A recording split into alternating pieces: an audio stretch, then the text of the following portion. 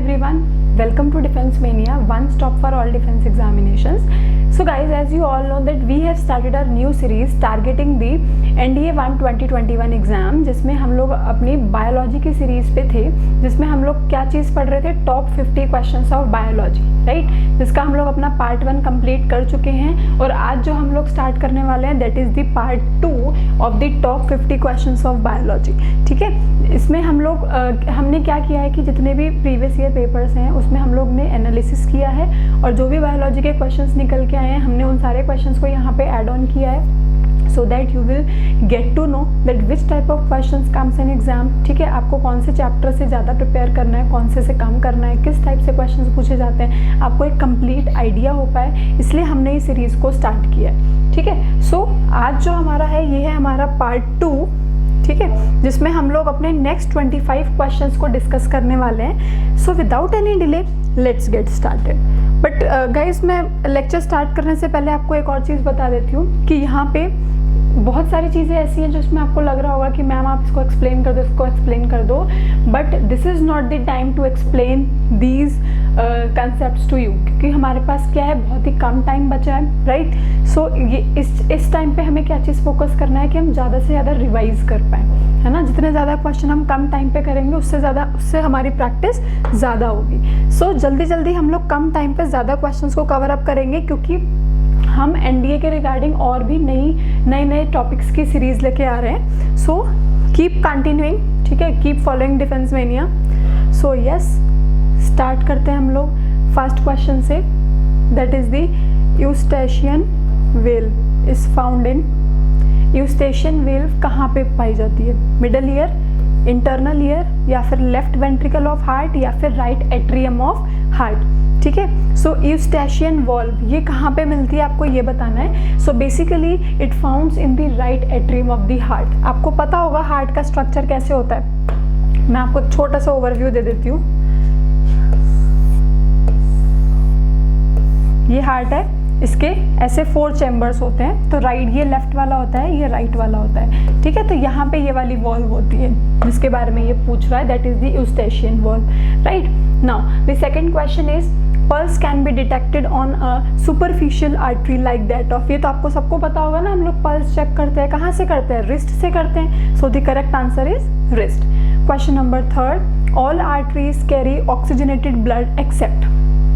आपको पता है ना कि आर्टरीज क्या करती हैं, ऑक्सीजनेटेड ब्लड को कैरी करती हैं, कहाँ से।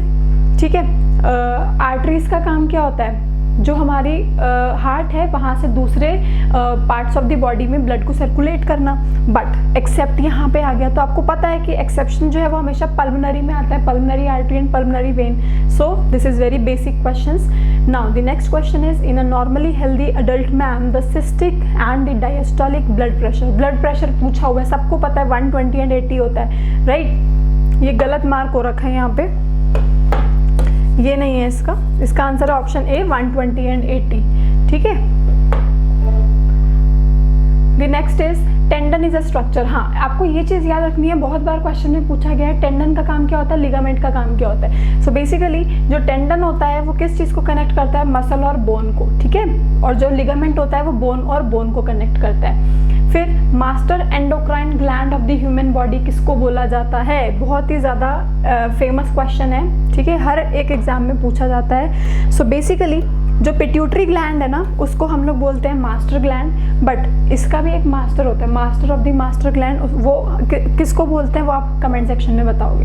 ठीक है, सो एंडोक्राइन ग्लैंड जो है, मास्टर एंडोक्राइन ग्लैंड किसको बोला जाता है, पिट्यूटरी ग्लैंड को, and master of the master gland कौन होता है ये आपको बताना है। The next question is 7th question, which gland is both. आपको पता है 2 टाइप के ग्लैंड्स होते हैं, first is exocrine and the second one is endocrine. तो ऐसा कौन सा ग्लैंड है जो एक्सो एंडो दोनों होता है। So very easy question, pancreas. ठीक है, हाइपोथैलेमस नहीं होगा, आंसर पे मत जाना, pancreas is the correct answer, pancreas, option C is the correct answer. ठीक है, next, 2 neurons are connected to each other by. अब जो 2 न्यूरॉन्स होती है ना, न्यूरॉन्स आपको ये ऐसे करके स्ट्रक्चर होता है ना, ये डेंड्राइट्स होती हैं। तो जो 2 न्यूरॉन्स कनेक्टेड होती हैं वो साइनैप्स से कनेक्टेड होती हैं। Option A is the correct answer. ठीक है, ये सारे प्रीवियस ईयर है। Next, 2 neurons are connected to each, sorry तो सेम क्वेश्चन है। Question number 9, outer most covering of the brain is. अब आपको पता है कि ब्रेन के 3 पार्ट्स होते हैं, है ना, मिड ब्रेन, हिंड ब्रेन, और कौन सा होता है, जल्दी से बताओ। ठीक है, अब उस ब्रेन की जो आउटर मोस्ट कवरिंग होती है उसको हम लोग क्या बोलते हैं, इसको हम लोग बोलते हैं choroid, right, choroid is the correct answer. Outer most covering of the brain, choroid. ठीक है, नेक्स्ट, ये उल्टा हो गया, कुछ टेक्निकल इशू हो रहा है इसमें शायद। नेक्स्ट, हम लोग क्वेश्चन नंबर 11 पे आते हैं। Night blindness is caused by, ठीक है, किसकी वजह से होता है, मायोपिया, हाइपरमेट्रोपिया, डिफेक्टिव कॉर्निया, या फिर डेफिशिएंसी ऑफ राइडोप्सिन इन रॉड्स और विटामिन ए। तो नाइट ब्लाइंडनेस आपको पता है डेफिशिएंसी ऑफ विटामिन ए की वजह से होता है ना, डेफिशिएंसी ऑफ इन रॉड्स और of vitamin A, defective cornea, ये नहीं होगा, क्या हो रखा है। Option D is the correct answer. Night blindness हमेशा किसकी वजह से होता है, डेफिशिएंसी ऑफ विटामिन ए की वजह से होता है, डिफेक्टिव कॉर्निया की वजह से नहीं होता। Rods and cones are present in, ये तो सबको पता है, रेटिना में प्रेजेंट होते हैं रोड्स एंड कोन्स। यहाँ पे कैसे आ गया, ये आंसर्स जो है वो करेक्ट नहीं है, तो इसलिए जो मैं बोल रही हूँ उस पर ध्यान रखना। Option D is the correct answer, retina. ठीक है, रेटिना में मिलते हैं rods and cons. The next question is the common I defect that develops in old age. Old age में क्या होता है, ये तो पता है आपको, मायोपिया, हाइपरमेट्रोपिया तो क्या होता है, बट जो प्रेस बायोपिया होता है ना, जिसमें कि दूर और पास दोनों का ही नहीं दिखता है, वो कब होता है, ओल्ड एज के टाइम पे होता है, right. Question number 14 is oxygen is transported in blood mainly by. जो ब्लड में ऑक्सीजन ट्रांसपोर्ट करता है वो कौन करता है, सो ये करते हैं हमारे erythrocytes, right. Option C is the correct answer, erythrocytes. The next question is question number 15. In which form carbon dioxide is mostly carried in blood? जो ब्लड में कार्बन डाइऑक्साइड होता है वो किस फॉर्म में आता है, that is in the bicarbonate ions. Option A is the correct answer. ठीक है, इनके आंसर्स पे मत जाना, जो मैं बोल रही हूँ वो है उसका करेक्ट आंसर। ये गलत मार्क हो रखे हैं इस पे ना, bicarbonate ion is the correct answer, right. Question number 16 is major quantity of carbon dioxide released during the cellular respiration is transported in blood to the lungs in the form of, जो भी carbon dioxide majorly transport होता है वो किस form में होता है, that is in the form of H2CO3, that is in the form of H2CO3, H2CO3 not as free CO2। ठीक है, H2CO3 is the correct answer. Option B is the correct answer. Ends of long bones are covered with, जो long bones होती है ना उसके ends किस चीज से कवर होते हैं, देखो ये बोन है, इसके जो एंड्स हैं वो किस चीज से कवर होते हैं, तो वो होती है हमारी कार्टिलेज। ठीक है, अगर कार्टिलेज नहीं होगी तो हम इजीली मूव नहीं कर पाएंगे, तो cartilage is the correct answer. Question number 18 is glenoid cavity is found in. अब ये कौन से में होती है glenoid, so basically it is in the pectoral girdle. ठीक है, डायरेक्ट क्वेश्चन है। टोटल बोन्स कितनी है ह्यूमन स्कल में, सो basically it is 29। Human school में टोटल कितनी बोन्स होती हैं, 29। और पूरी बॉडी में कितनी बोन्स होते हैं, कमेंट सेक्शंस में बताओ। फिर आती है बोमेंस कैप्सूल्स अकर इन। बोमेंस कैप्सूल्स कहाँ पे होता है, so basically it is in the kidneys.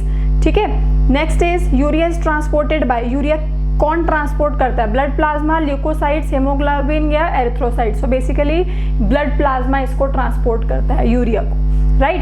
Question number 22 is most insects are, जो इंसेक्ट्स होते हैं वो मोस्टली कैसे होते हैं, एमिनोटेलिक होते हैं। ठीक है, एमिनोटेलिक, डायरेक्ट क्वेश्चन है, याद रखना है आपको।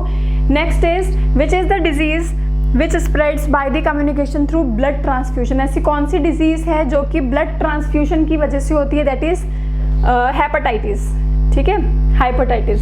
24th which is a bacterial disease among the following. इसमें से कौन सी बैक्टीरियल डिजीज है आपको ये बताना है। सो सबको पता है टाइफाइड, ठीक है, स्मॉल पॉक्स वगैरह ये सब तो वायरल डिजीज हो गई ना, मीजल्स भी वायरल होगी, so typhoid is the bacterial disease.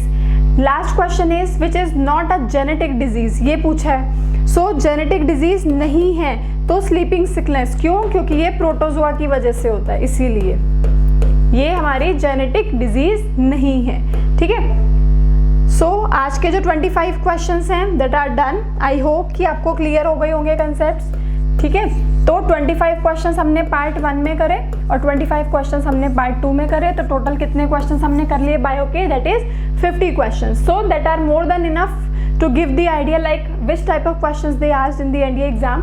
सो आप इससे आइडिया लेके अपनी प्रिपरेशन को और बूस्ट अप कर सकते हो। ये basically all are the previous year questions of the NDA exam. ठीक है, so 50 questions is more than enough to give you idea, right.